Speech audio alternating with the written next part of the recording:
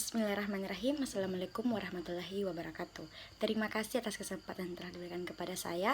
Saya atas nama Nisa Basir dengan NIM 19961420022. Pada kali ini saya akan membawakan materi mengenai pasar menentukan pendapatan.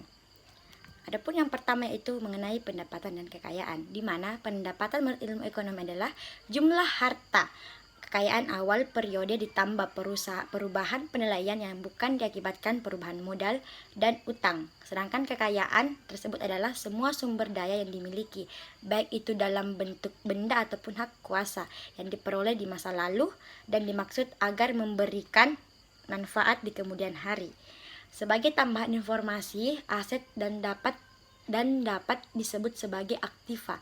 Yang kedua yaitu penetapan harga input dan produktivitas marginal, di mana penetapan harga selalu menjadi masalah bagi setiap perusahaan karena penetapan harga ini bukanlah kekuasaan atau kewenangan yang mutlak dari seorang pengusaha ataupun pihak perusahaan. Penetapan harga dapat menciptakan hasil penerimaan penjualan dari produk yang dihasilkan dan dipasarkan.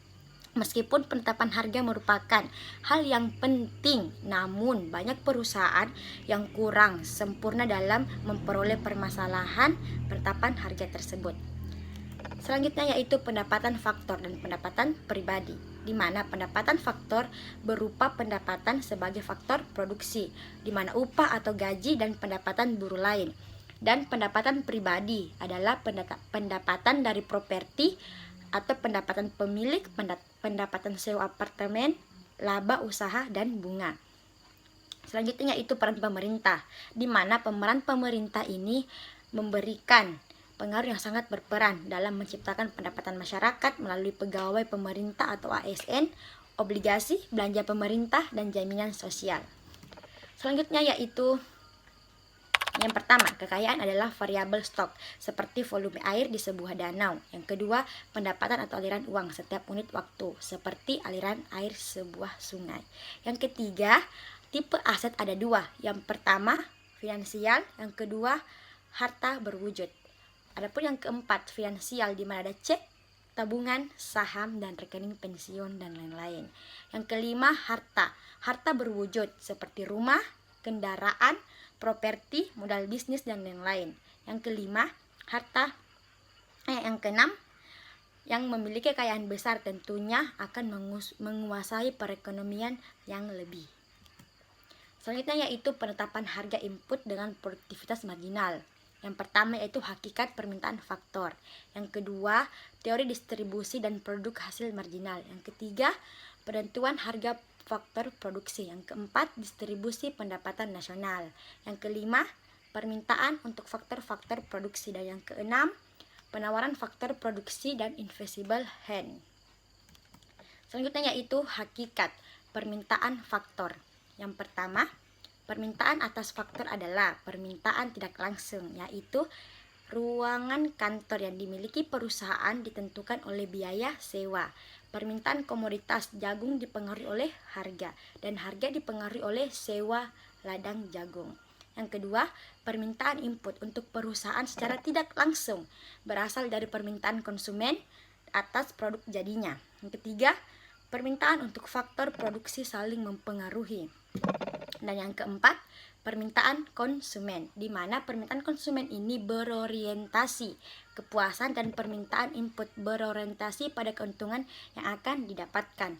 Yang kelima, tanah tanpa pengelolaan dan modal tak ada artinya.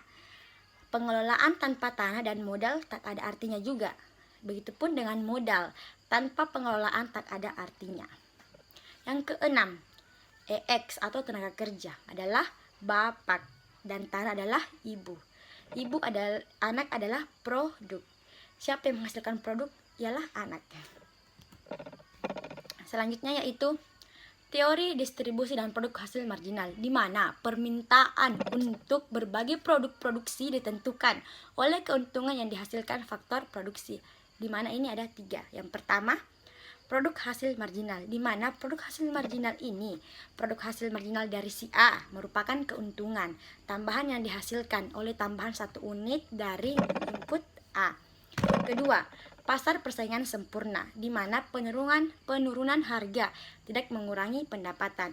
Yang ketiga, pasar persaingan tidak sempurna, di mana MR kurang dari P atau persaingan tidak sempurna. Produk hasil marginal merupakan keuntungan tambahan yang diperoleh perusahaan dari penggunaan satu unit tambahan input dengan input lain konstan. Penurunan harga mengurangi pendapatan. Selanjutnya yaitu permintaan faktor produksi. Yang pertama, permintaan faktor produksi untuk maksimisasi profit, di mana permintaan input hanya dilakukan jika memberikan keuntungan pada usaha, di mana 1 ditambah 1 tinggi produktivitas, adapun plus 1 rendah produktivitas. Jadi upayakan biaya terkecil.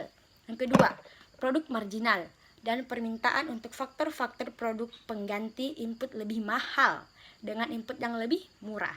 Selanjutnya yaitu invisible hand, ada 3, di mana keajaiban pasar adalah efisiensi bersama deregulasi, privatisasi, dan pengurangan rintangan perdagangan. Apakah binatang dalam hutan mendapatkan makanan yang adil? Tentu tidak, karena punya hukum sendiri. Begitupun juga dengan pasar. Yang keenam, terkait invisible hand yang menjamin bahwa ekonomi laissez-faire akan menghasilkan distribusi pendapatan yang adil dan wajar. Adapun kesimpulannya yaitu pasar menentukan pendapatan, di mana pasar merupakan tempat di mana pengusaha berinteraksi dengan pemilik faktor produksi untuk menentukan harga, pendapatan, dan jumlah produk yang digunakan. Terima kasih. Assalamualaikum warahmatullahi wabarakatuh.